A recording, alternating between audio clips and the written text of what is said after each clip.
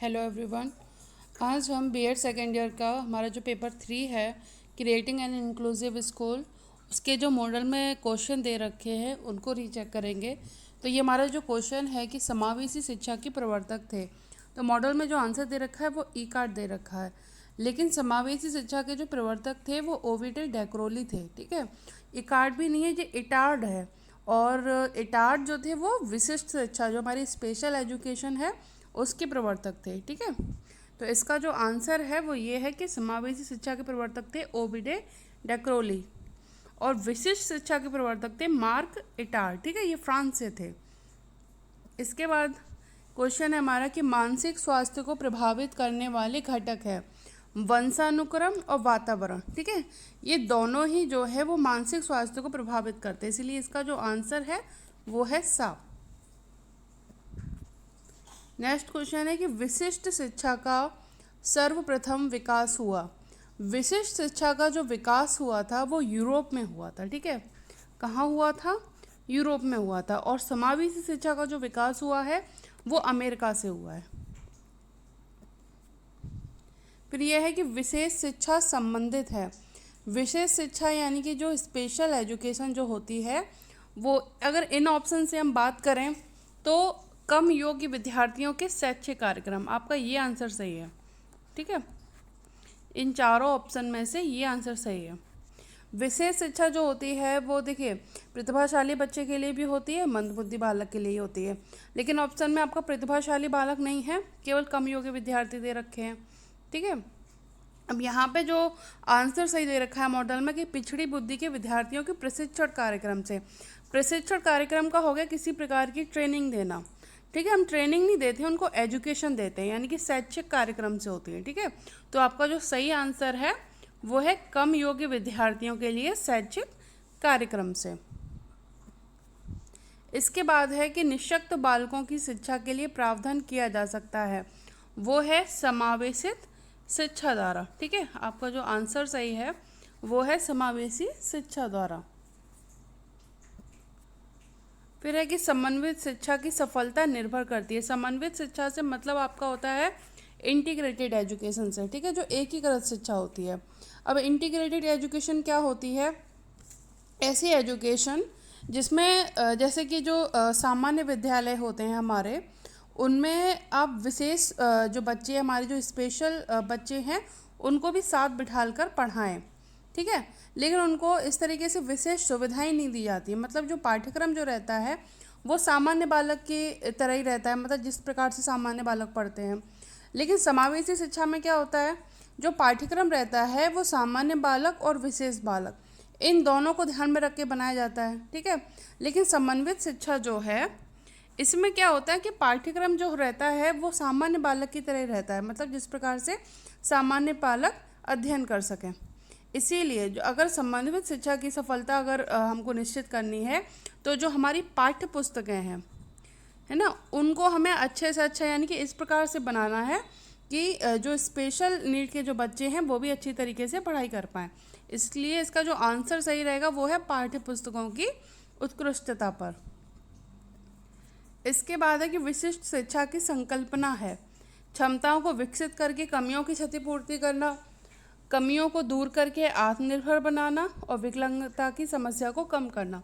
ये तीनों ही जो ऑप्शन है आपके सही है, इसीलिए आपका आंसर है ऑप्शन डी। ठीक है, इसके बाद है कि प्रतिभाशाली बालकों का विद्यालय है। प्रतिभाशाली बालकों का इनमें से जो विद्यालय है वो है ज्ञान प्रबोधिनी। आंसर आपका सही दे रखा था। अब देखिए है क्या, ज्ञान प्रबोधिनी जो है ये जो स्कूल है वो एक एनजीओ चलाता है। ठीक है, और ये इसकी स्थापना 1962 में हुई थी। और किसने की थी? डॉक्टर वी पेंडसे ने की थी। ठीक है, ये कहाँ पर है? सदाशिव पीठ, पुणे में। ये क्वेश्चन है कि व्यक्तिगत विभिन्नता के आधार पर पार्कहर्स्ट ने बालकों के लिए शिक्षा पद्धति दी है। आंसर आपका सही दे रखा है डाल्टन प्लांक, लेकिन ये प्लांक नहीं है, ये प्लान है। क्या है? प्लान। ठीक है, प्लान है। अब देखिए डाल्टन प्रयोगशाला योजना या डाल्टन योजना यानी कि डाल्टन प्लान शिक्षण का एक कॉन्सेप्ट है जैसे अमेरिका की शिक्षा शास्त्रिणी कुमारी हेलेन पार्कस्ट ने आरंभ किया था। ठीक है, किसने किया था? कुमारी हेलेन पार्कस्ट ने। इसमें जो नाम दिया है वो पूरा नहीं दिया है। ठीक है, इनका नाम है पूरा हेलेन पार्कस्ट। इसके बाद है कि भारतीय पुनर्वास परिषद की स्थापना किस वर्ष हुई थी? ये आपके 1993 में ही हुई थी, लेकिन अगर डेट के साथ अगर पूछा जाता है तो वो है 22 जून। ठीक है, 22 जून 1993। ठीक है, ऑप्शन आपका बिल्कुल सही दे रखा है, 1993 में ही हुई थी, लेकिन बाई चांस अगर डेट भी आती है एग्जाम में तो पूरा आंसर आपका 22 जून 1993। फिर है कि उत्तर प्रदेश सरकार द्वारा किस वर्ष विकलांग कल्याण विभाग की स्वतंत्र रूप से स्थापना की गई है? देखिए, आंसर में तो आपका अगस्त 1995 दिया हुआ है, लेकिन अगर हम अगर इसकी वेबसाइट पे जाएं तो वेबसाइट पे जो डेट दी गई है, जो विकलांग कल्याण विभाग है उत्तर प्रदेश का, या जिसको हम अभी इस समय दिव्यांगजन सशक्तिकरण विभाग के नाम से जानते हैं, जो वेबसाइट है वो भी इसी नाम से है, उसमें जो इसकी स्थापना का जो ईयर दिया गया है वो दिया है 20 सितंबर 1995। ठीक है, अगर ये भी अगर आपको ऑप्शन में मिले तो ये भी सही है। नेक्स्ट क्वेश्चन है हमारा कि विकलांगों की शिक्षा एवं इलाज के लिए संस्था फ्रांस में स्थापित की थी, वो की थी सिजुइन ने। ठीक है, आंसर आपको सही दिया है, सिजुइन ने की थी। कहाँ की थी? पेरिस में की थी, और वो सन 1840 में की थी। कब की थी? सन 1840 में। कहाँ पे? पेरिस में। इसके बाद क्वेश्चन है कि विकलांग बालकों का पहला पब्लिक स्कूल न्यूयॉर्क में किसने खोला था? वो आपका डिवोल्ट ने खोला था। आपका आंसर दिया है रिवोल्ट, लेकिन ये गलत लिखा हुआ है, वो रिवोल्ट नहीं है, वो वी बोर्ड है। ठीक है, ब्राउन वी बोर्ड। ठीक है, सही जो नाम है वो है brown v board. Next question है हमारा कि सिजुइन की पुस्तक ADAC and its treatment by psychological method किस वर्ष प्रकाशित हुई थी? ये जो प्रकाशित हुई थी आपकी, वो आपका जो इसमें सन दे रखा है वो गलत दे रखा है। सही आंसर जो है वो ये है। देखिए, दो बुक हैं सिजुइन की। जो ये पहली बुक है कि ADAC and its treatment by psychological method, ये आपके 1866 में प्रकाशित हुई थी। ठीक है, और जो आंसर इस बुक के लिए दे रखा है वो दे रखा है 1846, है ना? जो इसमें जो आंसर दे रखा है वो 1846 दे रखा है, लेकिन जो 1846 में जो सिजुइन की बुक प्रकाशित हुई थी उसका नाम था mental treatment hygiene and education of idiots. ठीक है, तो ये दोनों ही बुक जो है वो सिजुइन की है, लेकिन दोनों का जो प्रकाशन का जो ईयर है, ठीक है, जिस ईयर में जो पब्लिश हुई थी वो दोनों अलग अलग हैं। इसके बाद है कि ईसीईसी का पूरा नाम क्या है? इसका आंसर बिल्कुल सही दे रखा है ना? ईसीईसी की फुल फॉर्म क्या होती है? Exceptional children's educational centre. ठीक है, ये क्या है? ये एक प्रकार का एनजीओ है। ठीक है, ये क्या है? एक प्रकार का एनजीओ है, और इसका जो आंसर है वो है विशिष्ट बच्चों के शिक्षा केंद्र। ठीक है, बी जो है इसका ऑप्शन बिल्कुल सही है। इसके बाद है कि भारत सरकार के कल्याण मंत्रालय ने सन 1974 में एकीकृत शिक्षा की शुरुआत की, जिसे किस नाम से जाना जाता है? ये बिल्कुल सही है, विकलांग बच्चों के लिए समेकित शिक्षा के नाम से इसको जाना जाता है। इसके साथ साथ इसको विकलांग बच्चों की समेकित शिक्षा के साथ इसको निःशक्त बच्चों के लिए समेकित शिक्षा के नाम से भी जाना जाता है। फिर है कि विकलांग जन अधिनियम के तहत कितने प्रकार की विकलांगता को सम्मिलित किया गया? नेक्स्ट जो क्वेश्चन है इसी के नीचे कि निःशक्त जन अधिकार कानून में कितने प्रकार की अक्षमता को शामिल किया गया? अब ये दोनों ही जो क्वेश्चन है वो सेम है। ठीक है, विकलांग जन अधिनियम और निःशक्त जन अधिकार कानून, ये दोनों कानून सेम है। अब जो पहले में जो आपका आंसर दे रखा है वो दे रखा है 7, दूसरे में दे रखा है 21। ठीक है, अब इसमें क्या है कि जो विकलांग जन अधिनियम 1995 में जो आया था, ठीक है, सबसे पहले 1995 में एक अधिनियम बना था विकलांगों के लिए। उसमें जो विकलांगता को शामिल किया था वो 7 प्रकार की विकलांगताएं थी। ठीक है, तो उस हिसाब से ये आंसर सही है।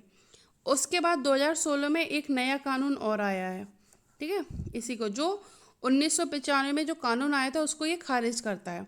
अब जो 2016 में जो निःशक्त जन अधिकार कानून या विकलांग जन अधिनियम जो बना है, पीडब्ल्यूडी एक्ट जो बना है, वो जो है वो 21 प्रकार की जो है विकलांगताओं को शामिल करता है। ठीक है, तो अगर हम इसमें सन ऐड कर दें तो उसके हिसाब से इसके आंसर सही है। यानी कि विकलांग जन अधिनियम 1995 के तहत 7 प्रकार की विकलांगता को सम्मिलित किया गया, और निःशक्त जन अधिकार कानून 2016 के तहत जो है वो 21 प्रकार की विकलांगता को शामिल किया गया। ठीक है, तो सन के हिसाब से इसमें डिफरेंस है। इसके बाद देखिए, निःशक्त व्यक्ति या समान अवसर अधिकार संरक्षण और पूर्ण भागीदारी अधिनियम, ये 1995 में आया था। इसका दूसरा नाम विकलांग जन अधिनियम भी है।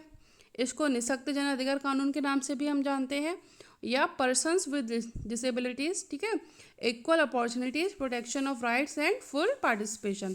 ठीक है, ये 1995 में आया था और इसमें 7 प्रकार की विकलांगता को शामिल किया गया। इसके बाद इसी में ही सुधार करते हुए एक नया कानून बना था 2016 में। ये जो है वो 21 प्रकार की विकलांगता को मान्यता देता है, और आजकल जो है वो जो 2016 में जो कानून आया था ये यही कानून काम करता है। जो 1995 में जो कानून आया था वो अब लागू नहीं है। ठीक है, इसके बाद है कि बाधितों हेतु सहायक उपकरण कानपुर में ही बनते हैं। बिल्कुल ठीक है, कानपुर में कहाँ बनते हैं? कानपुर में जो है वो आर्टिफिशियल लिम्स मैन्युफैक्चरिंग कॉरपोरेशन नाम की, यानी कि आलिमको नाम की कंपनी है, जहाँ पे निर्माण कार्य होता है। ठीक है, जो आपका था क्वेश्चन कि निर्माण कार्य कहाँ होता है, वो कानपुर में होता है। कहाँ होता है? ये आलिमको। आलिमको की अगर फुल फॉर्म पूछता है तो आर्टिफिशियल लिम्स मैन्युफैक्चरिंग कॉरपोरेशन है। इसके अलावा जो विकलांगों के लिए जो सहायक उपकरण बनते हैं उनकी डिजाइन, यानी कि किस प्रकार की इनका स्ट्रक्चर रहेगा, किस प्रकार की डिजाइन रहेगा, है ना, और इनका जो विकास कार्य है, जो डेवलपमेंट जो होता है वो कहाँ होता है? वो NIVH देहरादून के अंतर्गत होता है। ठीक है, NIVH NIEPVD ये दोनों सेम ही है, और इसकी फुल फॉर्म है national institute for the empowerment of persons with visual disabilities. ठीक है, इसके बाद नेक्स्ट क्वेश्चन है कि समायोजन के प्रमुख कारण है। देखिए, समायोजन के समायोजन भी होता है और सामाजिक समायोजन, ये दोनों ही जो है वो समायोजन के कारण होते हैं, इसीलिए आपका जो सही आंसर है वो है सा। ठीक है, फिर है कि यूनिकोड मानक में ब्रेल पद्धति को कब शामिल किया गया? ये जो शामिल किया गया था वो 1999 में शामिल किया गया था। आंसर शायद ये दे रखा है, लेकिन सही आंसर है 1999। ठीक है, सितंबर 1999 में जो है यूनिकोड मानक में ब्रेल पद्धति को शामिल किया गया था। इसके बाद है कि निर्देशन की आवश्यकता होती है। देखिए, निर्देशन की आवश्यकता, इसमें आंसर जो दे रखा है कि अपनी रुचियों, योग्यताओं एवं सामाजिक आवश्यकताओं के अनुसार भावी जीवन की योजना बनाने में, इसके अलावा समायोजन के लिए और विकास के लिए, यानी कि इन तीनों के लिए जो है वो निर्देशन की आवश्यकता होती है। इसीलिए जो आपका आंसर रहेगा वो रहेगा उपयुक्त सभी। ठीक है, इसके बाद है कि निर्देशन की निदानात्मक सेवा है। निदानात्मक सेवा में क्या होता है? पहले सूचना को एकत्र किया जाता है, फिर उनको सूचीबद्ध किया जाता है, और उसके बाद उनसे निष्कर्ष निकाला जाता है। तो ये तीनों ही जो है वो निदानात्मक सेवा के स्टेप्स के अंदर आती हैं, इसीलिए आपको जो सही आंसर रहेगा वो रहेगा ऑप्शन डी, यानी कि उपयुक्त सभी। नेक्स्ट क्वेश्चन है कि आर्वकस ने परामर्श की कितनी विशेषताएं बताई हैं? ठीक है, आपकी बुक में जो आंसर दे रखा है वो 5 विशेषताएं बताई हैं। किस आर्वकस ने जो है परामर्श की 5 विशेषताएं बताई हैं। कौन कौन सी? देखिए, पहली है कि परामर्श की प्रक्रिया आर्वकल है। ठीक है, वहाँ पे मिसप्रिंट है, वो आर्वकल है। ये परामर्श की प्रक्रिया 2 व्यक्तियों के पारस्परिक संबंध पर आधारित है।